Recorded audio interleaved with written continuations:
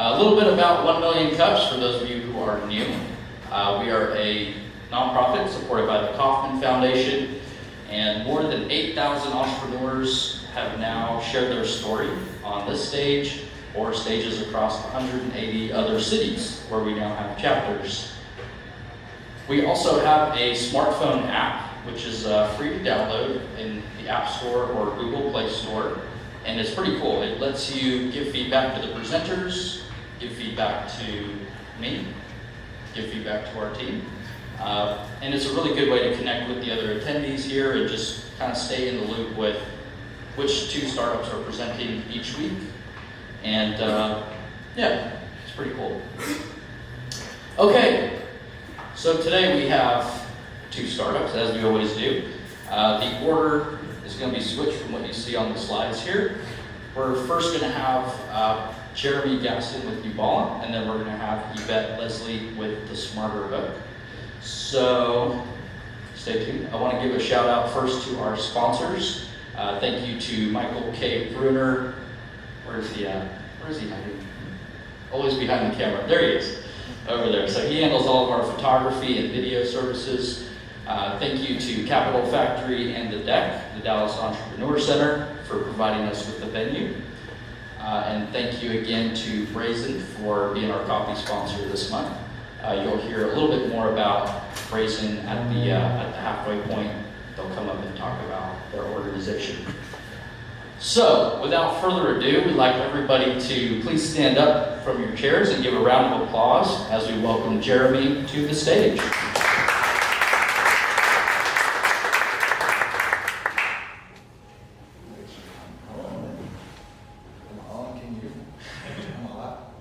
Yeah, you're good. We had a running joke about that's for another time. Well, thank you guys for coming to my house. Man, I didn't know I had this much space in my living room. As Chirag said, I'm Jeremy Gaston, founder of UBALLN. We are an activity platform for athletes and recreational facilities. So it's kind of a dual network, dual marketplace that we're working here. There's a huge problem that we are trying to solve, which is simply athletes are looking for places to get a chance to play where they have less of this happening and more of successful games that they're able to walk away from. Pickup basketball in itself is the largest sport, is the most active recreational sport in the United States that's played. More than 27 million basketball players in the United States over the age of 18. And of that 27 million, last year, 27% of those men who played recreational sports ended up coming away with an injury that kept them off of the court, possibly kept them out of work. And the same thing with 24% of those women who played the same sport. So we created the UBALLN basketball app. This focused first on basketball players. That's where I have deep domain expertise, but it's essentially a platform that we're able to apply towards athletes over many sports verticals. With that said, the marketplace that we're moving into, the space that we're moving into, these athletes are spending upwards of $51 billion on 4 things that are going to remain synonymous for the sports world, which is athletic apparel, footwear, sports drinks, and sports nutrition. That's your muscle milk, your bars, your power bars, and the like. Along with that is a focus on how we're focusing on revenue is a focus on those retailers and C-stores that are nationwide brands so that we have much more reach. Alone in the mixed media space, that is mobile, it's web, advertisement. Dick's Sporting Goods spent over $330 million just on those channels alone. 7-Eleven, which is the largest C-store brand nationwide, spent more than $22 million.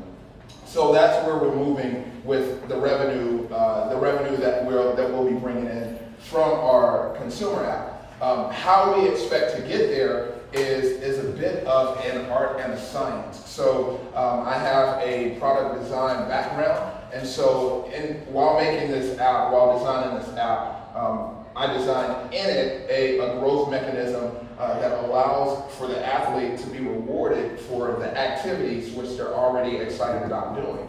Things like sharing the application, they get rewarded for doing that. Things like showing up to a game and just simply playing a game, they get rewarded for that. And so that gives them access to deeper discounts. It gives them access to a leaderboard to simply boast among their friends that they're better than them. And so using this growth mechanism, we have every expectation to reach these numbers the first full year that our app is in the market, to grow to 3.3 million. And what that looks like is for every one download that happens, they share it with their friends, and of those friends that are shared the app, 3 of them download the app. Very conservative for us to get to that 3.3 million clip at the end of a full year. We expect 60% of those athletes to use the app daily, which would put our daily active users at 1.9 million, which also drives our revenue into a place where we'll see at the end of that first full year 7.7 million in revenue, only spending 1.2 million for engineers, data entry positions, design, marketing dollars, putting our EBITDA at 5.9 million. As you saw, the way that we have our expectation of reaching those revenue points is the way that the app is set up. So based on activity, as a user, as an athlete decides that they want to go and play at a specific game, after they execute and say, I'm going to play here, they're served up an interstitial that is based on the activity. So if an athlete decides that they're going to play now, they're going to be served up an ad that is going to be more conducive to that. Go and hydrate before you play, stop by 7-Eleven, grab a Powerade at this specific deal. If they're scheduling a game out days ahead, then they're going to be served up a deal that's more conducive to that or congruent with that. Something from Dick's Sporting Goods or Foot Locker, Finish Line, for them to go and pick up some new shoes, compression sleeves, shorts, headbands, anything of those of that nature. So with that said, let me explain a little bit of the competitive landscape. So when I first entered into this market, researching it, seeing if this was viable, see if it had long enough legs, there are upwards of 30 competitors that were in the market, but they were all trying to solve the same problem, which ended up being the wrong problem, which was simply, I just want to find a game.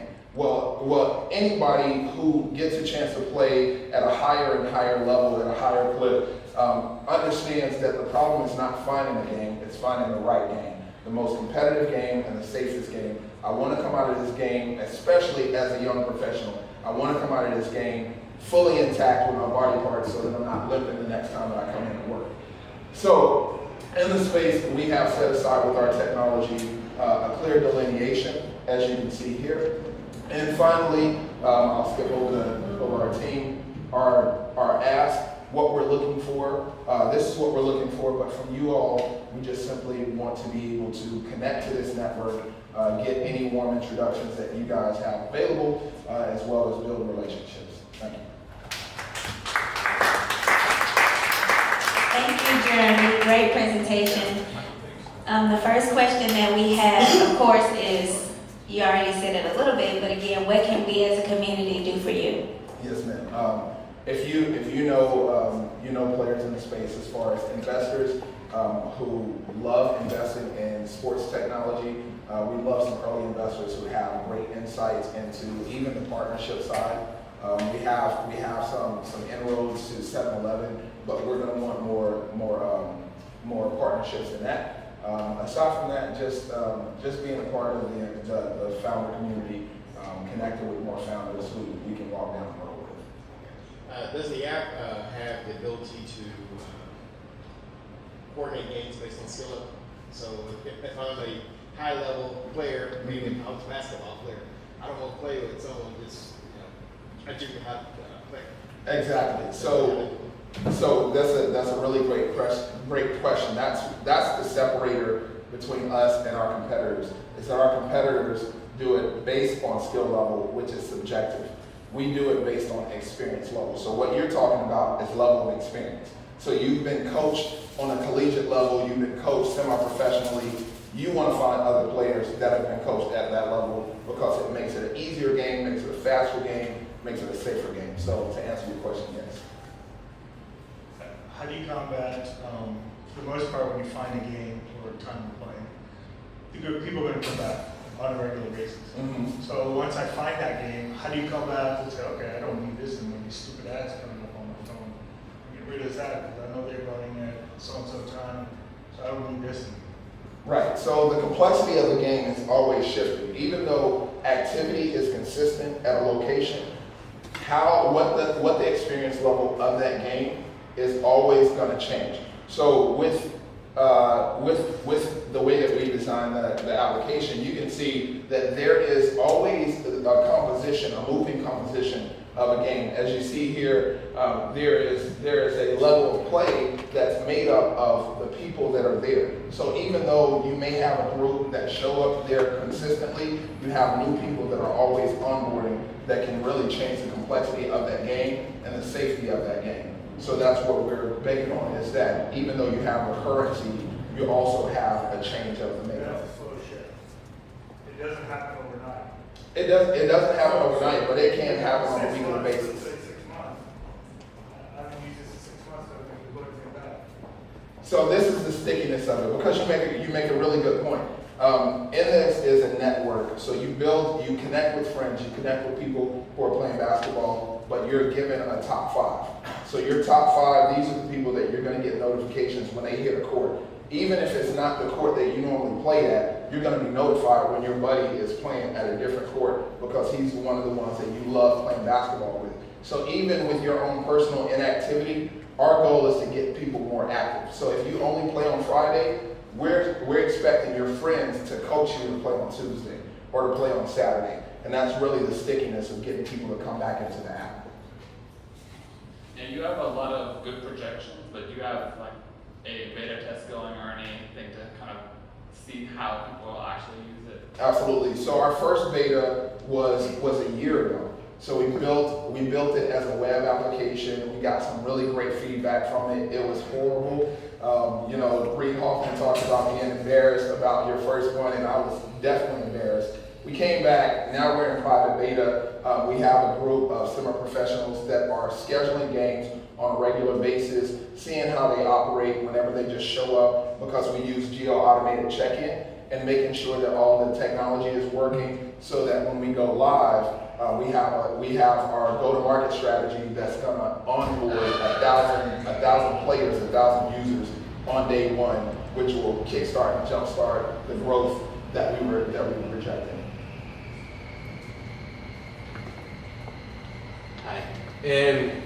My question is, you said that you have kind of your differentiator is kind of the filtering system that you have in place, right? Let's say that this takes off and really is a success. Your competitors are going to change the filtering system as well, right? Oh, absolutely. So what is your moat? What makes this unique? What is this something that nobody else can imitate? What is unique about you or your team or technology? You mentioned technology a couple of times, but besides GPS location and obviously need to be on all the time, what makes this unique? So what makes it unique is partially our team. So I am part of the key differentiator. So I played basketball semi-professionally, played in college. I never played in high school. I was a recreational player. So I understand the complexity of what each level of basketball player really desires, really needs on a recreational level. Also, as a product designer, understanding user experience. You look at a lot of our competitors, they don't understand even the market of how that works, of how players work. So we understand, we expect that there are going to be a lot of players that are going to look at us and say, let's just reconstruct what it is that they've done.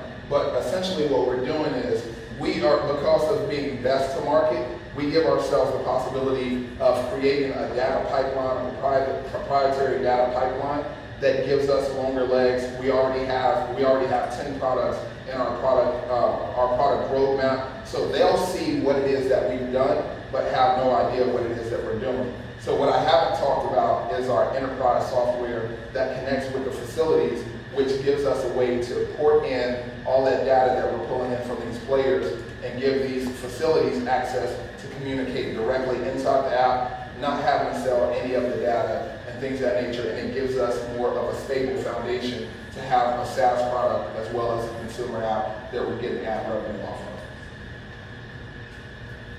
I have a question.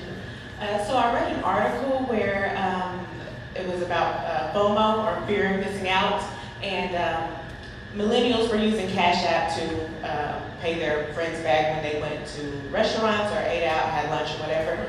Do you foresee a problem or issues with the fact that you can see when you're starting to buy this playing a game, but you didn't get invited?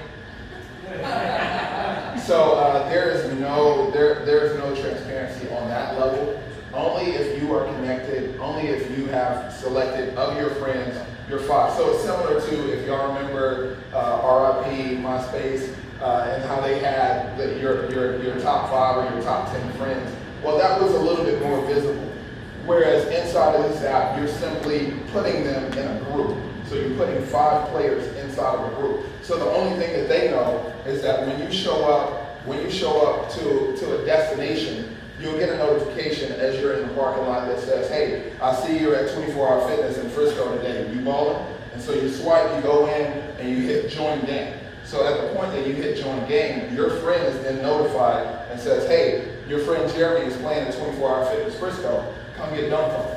That's the only thing that goes out. It doesn't go out system-wide, it only goes out to those 5 players. So you're not then being inundated by all of your friends' activity. Awesome product. I'm very interested in what your plan for physical partnerships is, because I've been a couple of competitive runs locally, and like for example, LA Fitness on Haskell and Lemon. If I show up at 4:45, 4:50, I'll grab a couple guys I know. That's 4-on-4, and then we'll play. But by 5:15, 5:20, there's a 5 or 6 game wait. So like if you lose, like you're off. That's it. And then you also have to have a membership for that gym. So I'm very interested in, you know, even if I were to know that these players are here, but it's 15 minutes out of my commute and I need a membership there, like how do you overcome what I'm seeing as like the logistics hurdle for max occupancy and then also membership dues? Yeah, so that's a part of our enterprise software. So our goal is to give those facilities a tool, number one, to be able to access the players. So right now, one of the biggest issues that they have is that with the guest pass. So the basketball, if you all don't know, the basketball court in a fitness facility has the highest traffic of non-members that come into the club, right? So what happens is they come in with a guest pass and they put in false information because just like you said, I just want a free run. I don't have a membership here. I have a membership at 24 Hour Fitness, but my guys, they play here. So for them, it behooves them to be able to connect to a network that gives them access to the players, even though the information is de-identified. Because of the app, they have a direct in to be able to message you about things like court closures, league opportunities, league play opportunities, also membership opportunities for non-members and members to entice them to come and to make that their club. From there, our goal will be to work with those physical locations, what we call the group locations, so 24 Hour Fitness, Lifetime Fitness, LA Fitness, YMCA, to work with them. Once they see the numbers, they see the value, and then to coach them to create membership plans specifically for this high velocity member. And so that's a little bit further down the road, but to answer your question, that's kind of our long tail. The concentration problem? Concentration problem in the sense of? By 4:45, I can get on the court. By 5:15, there's a 5-game wait. So with the technology that we use, there is a phase 3 that we'll be launching and releasing. I won't go into detail on it, but I can tell you that it will solve exactly that. We can talk in detail offline, but that's one of the things that we are really excited, because that is a common occurrence, is that it's difficult to get on the court at a place that has high activity. So we're very aware of that. Yes, sir. Okay. Maybe I missed something. Your presentation was very nice, and kudos to you. What is protecting your IP? What is the IP? Is it patentable? And what's going to protect you from somebody like a subsidiary of Nike coming in and just going in, copying your code and redoing it and putting their name on it? Yeah. So the IP isn't patentable, unfortunately. We just have first-hand rights of what it is that we're doing. The thing that sets us apart, especially because that is an adjacent competitor that we're very aware of. They have Nike Run Club, Nike Train Club. They already have a Nike basketball app that doesn't do anything with communities the way that we do. So we're very aware of that. But the difference is that So with our partnerships, our goal with our partnerships is to provide benefits or cost benefit to every athlete that's on the platform, giving them access to promotions that they can't get on any other platform. So this isn't just talking about bringing in their current ad inventory and saying, oh yeah, we'll pipe that through. But us brokering deals with them to get specific promotions to our athletes that they can't get anywhere else. So that's one of the differentiators. Other than that, it's the speed to market. So as quickly as we get to market, and because we've set our growth mechanism to be very similar to what Dropbox did, where they came in and they broke into people's network, but they rewarded them for it, gave them 5 and 10 extra megabytes for any new contact that they brought to their platform. So that gave them speed and viral growth, which then gave them a collective pipeline that made their company more valuable. So those are the things that give us that stickiness and that ability to keep contending and to be ahead of the pack. So, looks fantastic. I've never played a pickup basketball game in my life, so I'm not your target customer. But what I'm interested in is, what is your go-to-market plan? How are you going to get people to download this app? Are there gyms that you're working with already? You haven't launched this yet. What's the plan? So the thing about pickup sports and expressly pickup basketball, and just to kind of go ahead and set a foundation, we're starting with basketball, but there are also 4 other sports with soccer, volleyball, tennis, and golf that will be hitting those after we prove the market with basketball. But our go-to-market strategy is very simple. These pickup sports are really driven off of fraternity or sorority type feel. You don't go on Facebook and look up an ad and say, oh, I'm going to play there. You talk to a friend says, I played an awesome game here, you should come and play with me next week. And so people build community that way in this space. So our go-to-market strategy is we have a UBALLN team that's going to go out on day 1 as soon as the app hits the store, that we're going to be in stores. We've already created a partnership with Core Water, if you're familiar with them. They're in Walmart and in all 7-Elevens that are providing us with waters to go into these facilities, Lifetime Fitness, LA Fitness, YMCA, 24-Hour Fitness, and to go in and talk to the basketball players, share with them about the app, get them on the platform, and our target number is 1,000 users on day 1. So 1,000 users, as soon as they create a profile, they're immediately given a welcome message that encourages them to share it with their network and lets them know the rewards, the points that they collect and accumulate by sharing it with those friends, and by those friends then downloading. Okay, we have time for one more question after this one. Is there cost to the app? No, the app is free for the users. Okay. And are you going to extend this out to other sports, or just basketball? Absolutely. So we'll go from basketball and likely into soccer next, and then volleyball, golf, and tennis. Those are the 4 other major sports that we're able to apply our algorithm to, our level of play algorithm to. So I saw 13% of your pitch, but I loved it. One question is, Thanks for your honesty. one of the things, I came in late, sorry. One of the things I struggle with when, I want to go dunk on guys, I struggle with that a lot, is I don't have a membership to that gym, right? So I was thinking this could be a cool on-ramp. You could really have this sales pitch to LA, be like, yo, we're going to get more people in your gym. Maybe there's a discount associated with the membership if they come in through your funnel. Have you thought about some of that? Absolutely. That with our enterprise software, they'll have a top-down view of who has been in their facilities within the last 24 hours, last week, last month, last 3 months, 6 months, 9 months, up to a year.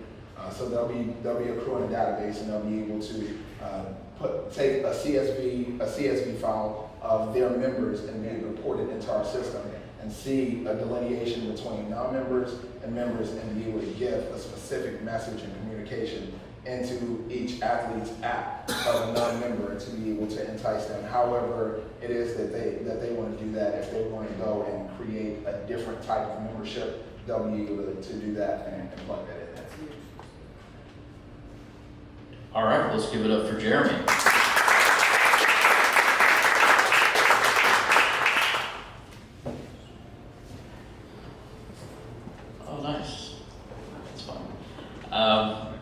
yeah, really great questions from everybody. And again, just want to say, if it's your first time here, the Q&A is where the magic is in this event. It's a really great opportunity to obviously get your questions directly answered by the business owner, by the founder of that startup. Let's see if I could get my slides on. I think they're coming soon. But I'll continue to riff while you enjoy these great images. And I'll talk a little bit about what those images are too. They're from Capital Factory, and Capital Factory, where we are today, is an organization that supports entrepreneurs at any stage in the process. So if you're an early stage entrepreneur, or you've already got some funding and you've started your business, this is a place for you to be, where you can continue to find more resources.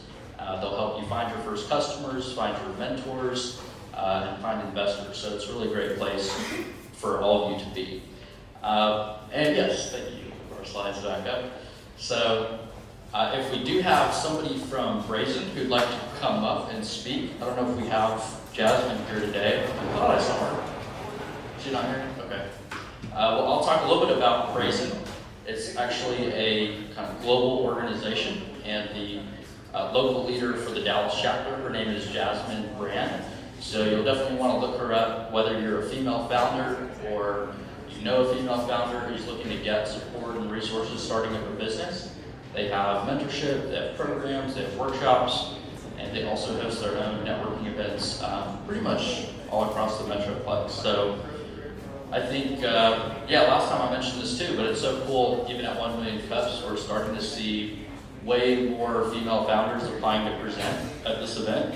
And I think it's just a good sign that Dallas really does have that level of diversity in the startup community. So shout out to Brazen and everything that they've got going on. And if we're ready with our slides for our next presenter, we'll go ahead and welcome her to the stage. So let's all stand up one more time, and we'll give it up for Yvette as we bring her on stage. Let's give her a round.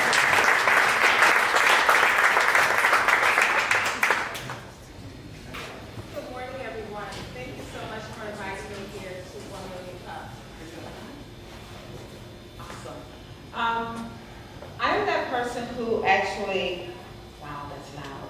I'm actually that person who carries her grocery bags to the store long before some of our municipalities required it. Now, one of the reasons why I joined that revolution, let's face it, is because every time you carry your bag to the store, you got like 5 cents a bag. So, I'm rather frugal, so I thought that was pretty cool.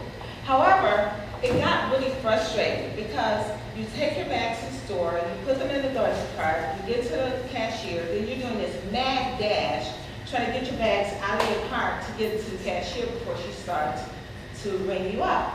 So I was like, there's got to be a better way because, I am that analyst, that analytical mind that actually counted that when you go grocery shopping, you touch your food 7 times. So to actually have to touch your bags another 2 times was a little frustrating for me.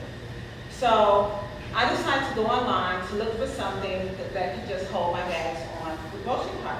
And as it turns out, there was nothing out there like that, which I found to be absolutely amazing. So when you're clueless about something, what do?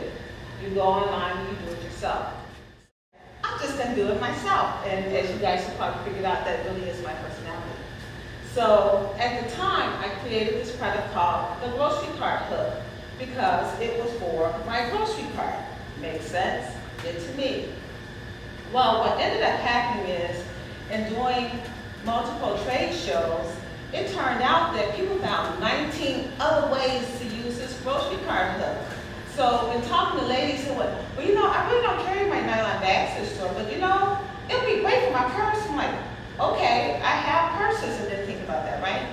So then what happened is people started realizing that you can use it on the bathroom stall, or you can use it on a walker, or you can use it on a baby stroller, or in your closet or your garage, just to hook things, right? So I contacted a retailer, and he told me, I really like your product, but your name is too limited. It's like, because you do more than just a grocery cart. So what did I do? Here we go again. I went online and I looked for different names and what have you, and I decided that I would call up a branding company. And this guy charges like $20,000, which was like really crazy to me, right?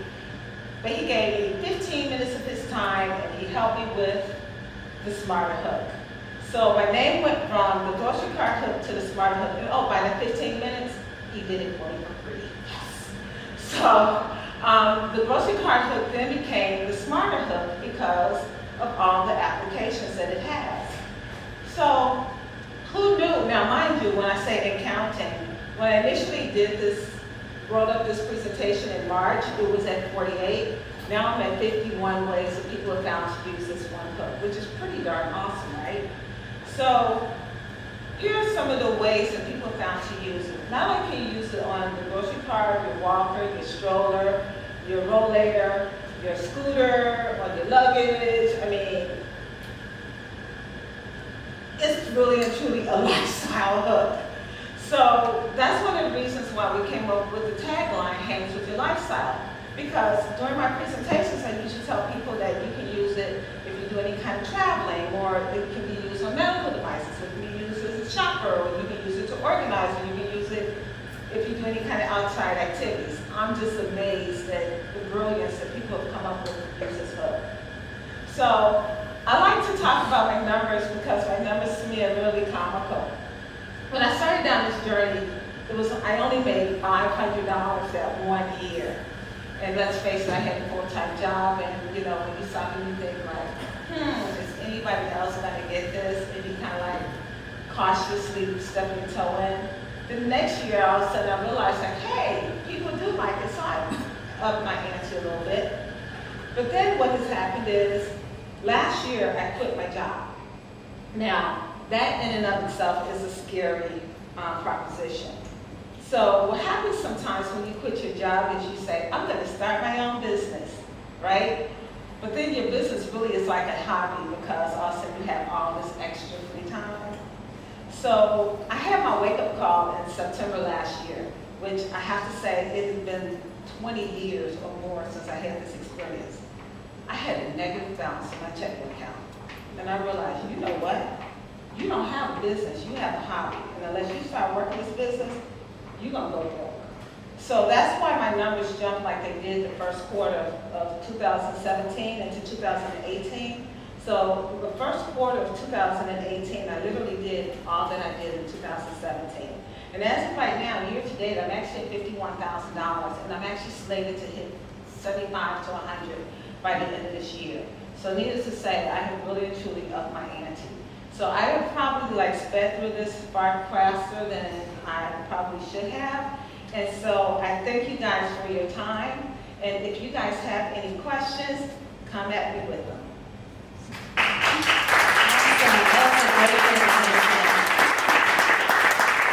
The first question, I love this. I'm always hanging stuff random places. But the first question, what can we as a community do for you?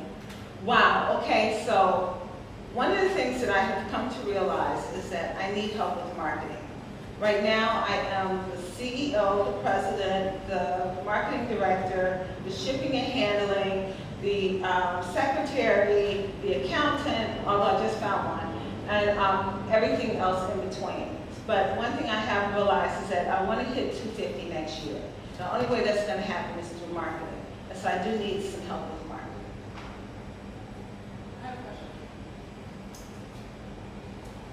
Where's the product selling besides your website? Like, are you using fulfillment by Amazon? What is the distribution plan? Okay, so this is the other cool part about this whole story. When I quit my job last year, I was in 19 stores, but because I have like upped the ante, I now have 200 retailers. So the way that I've been doing that is by hitting trade shows like the ASD Market Week, the Atlanta Smart, Dallas Smart, the show in Chicago. I'm getting ready to do another one in Tennessee and New Orleans. And so I've been hitting a lot of trade shows. And so that's where you can find me. And the other cool thing is that I have realized over the last 6 months or so that my true market are hospital gift shops, drugstores and pharmacies, Hallmark, and hardware stores. So, and because of that, I'm able to target them the way that I should. Did you say you have 200 stores? Yes, I know, right? Isn't your number really low for 51,000 revenue? Okay, so no, because understand, my hook is only $5 a piece, okay? And when I sell them to a retailer, I sell the retailer with a small order at 24 at $3 each. So that's one of the reasons why my revenue is where it is.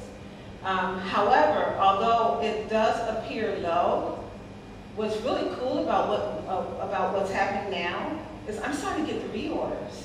So, and then the other thing too is that I got into my second catalog. So last year I got into a catalog and I was like, okay. And then when all of a sudden those orders started coming, I'm like, okay. And now I just got into my second one. So, although yes, I agree that the revenue is low, but the revenue is low because it's $5. Next. Oh, and they're made in the US. Yay. 2 questions Sure. and a suggestion. What are your means of production, like currently you're manufacturing in the US, overseas, and then what is your lead time around that? And or the SKU numbers that you need to order, the quantities that you need to order. And then my suggestion is it looks like a really handy product, and I would get on Instagram or YouTube, and I would go around looking for people that had problem use cases that you just described in a video that was not about that problem use case. So for example, there are shopping videos where a certain personality will go shopping and then you follow them through the store. If they're having any of those difficulties that you described here on stage, which I believe are true, you could just direct message them and you could send them one of your products for free and be like, hey, I noticed that you're having this problem, here's something that solves that. And the viewership for some of the larger channels like that is massive, and they don't very often get problem solved for them by strangers and tangible products. And I think that the rate of them incorporating that in future videos or follow-ups would be pretty high. Yeah. So to answer your question, the hooks are actually made here in the US, better yet, they're made right here in Irving. So that's really awesome. And my lead time typically is between 2 to 3 weeks. So if Charles has something going on, then I have a little bit a longer wait. But if he doesn't, then it could be a few days. So, but the cool thing about it being right here is that I do have some control. I can call him and say like, but please, I really need it for whatever reason. And then what would the max quantity be that you can get through that method of production? How many do you need? Well, it's a question about holidays and gifts. Right, no, and people are purchasing stuff for a holiday rush. If you do get that traffic, like what's your ability to do turnaround? And the reason why I asked the question the way I did, how many do you need, is because my mold can do up to 1 million pieces. So if you come in and you tell me you need 25,000, it's not a problem. Or if you need 100,000, then it's not a problem. Does that make sense? It does, but it doesn't.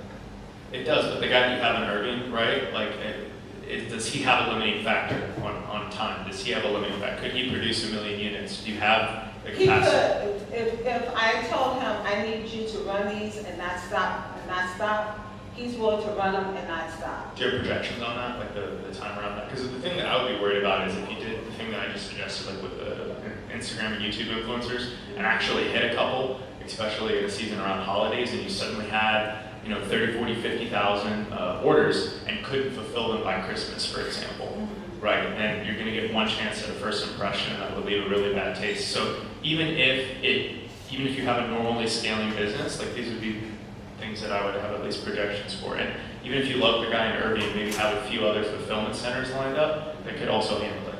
Well, that's the one thing I have come to realize. My goal is to hit 250 next year. So one of the things that I have begun to do is interview fulfillment centers for that reason. So I found a fulfillment center here in Carrollton that can also handle it. Also found another fulfillment center in Las Vegas who not only do they handle that area, but they also do Austin, New York, and Chicago. So I have realized that as this continues to grow, that I can't just continue to do it upstairs on my pool table. So with this, yeah, we can put it together. The family, we all get together, we do it. So I do realize that as my numbers continue to grow, it's going to be outside of my control. So I've already begun to look into that. Thank you. Did you have any plans of expanding your product line, different sizes, different styles? Boy, do I ever. Basically what has happened is, when I started down this journey, I had one idea in mind. And that one idea was simply to take care of a grocery cart, right? But what has happened is in going to these various trade shows, and I have been keeping tallies of requests. So based on the number of requests that I have gotten, there are certain styles that I am looking to incorporate into this line. You asked a little bit about marketing help. I think a product like this is perfectly made for the boardwalk pitch, which I think you probably know what it is, even if you don't. The boardwalk pitch is, but wait, there's more. I think that kind of marketing push for a product like this is perfect. So if you sell it in bundles of 3, you can make a little more margin and keep a little margin for yourself. It increases the packaging, but I think from a marketing standpoint, that kind of philosophy, and you can search for all kinds of videos about how to do that. That might work for you. Well, it's interesting that you would say that because I didn't know that's what it was called. Because once again, I may have a degree in marketing, but that was like a long time ago. But one of the things that when we started down this journey, which is one of the reasons why my numbers were so low, is because I started out buy 4, get 1 free. Then I changed it to buy 3, get 1 free. And then in January, I was like, bump that, no, I'm not doing free anymore. So now it's $6 or 2 for 10. So what I find amazing is that 85% of the people buy 2 for 10. And you're right, it lowers the margins a little bit, but it gains me more income as well. So what's your landed cost, and do you have any room for increasing your profit margin? Okay, so the comment in that is, what do you mean by landed costs? So landed cost, that's the cost of creation plus packaging, everything. It's $1.20. It's $1.24. And is there any wiggle room? Oh yeah, with the higher my numbers, the lower the cost. So, and that's including the packaging, the SKU numbers, the hooks themselves. So even down to like my display box cases, the more I order, the lower my cost will be. In addition to that, I also know that my next goal will be to buy a larger mold. And so once I get that larger mold, my numbers will really drop. Hi, congratulations on the presentation. I think it was a great pitch. The only thing I will recommend is it's such a nice product that I would like at least to see a picture or photo in the slide before. I think it was kind of the 7th or 8th slide. So I would like to see it first and the product. The second question is, you have a website, so I imagine that it wouldn't be that hard to kind of print logos of different brands in the product itself. I'm thinking kind of in the marketing or kind of swag. If I have a company and I like that product because I want to sell some swag or give it to my customers, to print logos and that, and people go to a website, you have a website that allows people to change the color, select the quantity, print a logo or something, and send back to you. Well, I do offer to have the pad printed. That is something that is offered. And so if that's something that you're interested in, that's not a problem. I don't have any of the samples with me now for the examples, but I do actually have samples of where they can be pad printed. And the cool part about the way that it's pad printed is no matter how you use it, your name is always right there. And then also, if you don't want to pad print the product itself, I can also change the packaging so that it can appear that it's from you, that your company is offering this, the smarter hook, this blah, blah, blah, blah, blah. So. Oh, yeah. Yeah, I love the product. Actually, I had my folks were both on walkers, and they hung stuff on their walkers, and this is something that could fit very easily into a purse or even into a pocket.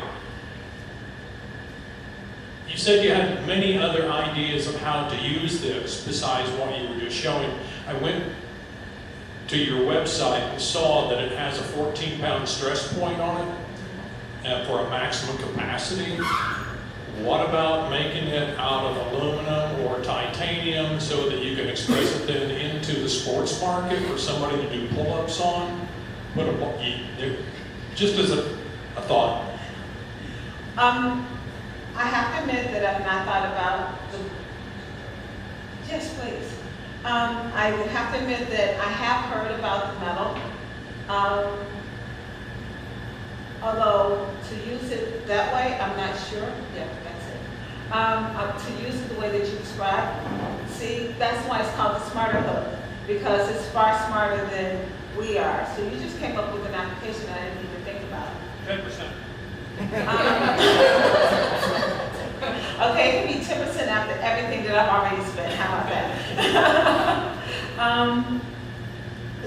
But that's an idea. And once again, this is one of those products that I can expand over time. It started out this because this served one need, and I have found where other people have been asking for it in different ways to satisfy other needs as well. So that's part of that expansion. So, have you tried endorsements and sending it out to different people who do like affiliate type things, or sending it out? I know what we've done with a lot of like hands-on products is send it out to people for free who are in those areas, who will use it and who can put you into the space where you can kind of increase the volume that you can. Getting into the swag bags is something that I am in fact interested in. I spoke with a gentleman who had told me that he could help me. So I am still interested in that help. Okay, can we talk offline about like sending it out to different individuals? Oh, absolutely. Okay. Absolutely. All right, and we have time for one last question. Hello, what kind of intellectual property rights do you have on the product? I do have a patent pending, and my Utility or design? both utility and design. So I do have a patent pending, and I also it is trademarked.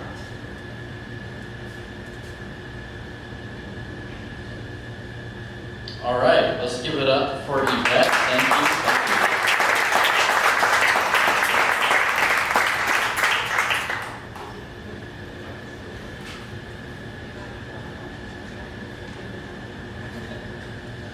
All right, thank you guys all for coming out. This is my boardwalk pitch, but wait, there's more. So I do have a few announcements to share, just in closing. So one is that now is the time to review both the entrepreneurs using the 1 Million Cups app. So it's only going to be available today. So it's kind of forces us to get feedback from anybody who was actually in attendance. So please log into the app and do that. You can also go to our 1 Million Cups Dallas Facebook page and leave us a review. We really appreciate that. It always helps us. And lastly, you can stick around to network here at Capital Factory in this common area, which is over that way. And I just want to point out the Capital Factory staff, Kinga and Luna, if you guys want to wave. So they're right there and they can help direct you guys, give you a tour of the space, and get you checked in if you want to stick around and co-work. The conference rooms are off limits, so just keep that in mind. And with that, yeah, thank you guys. It was a great morning, and see you guys next week.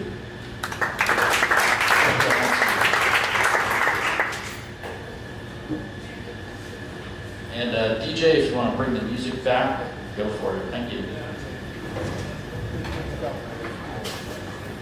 Hey, before everybody leaves, can I get a round of applause for Sharaf? It's his last day volunteering on the team.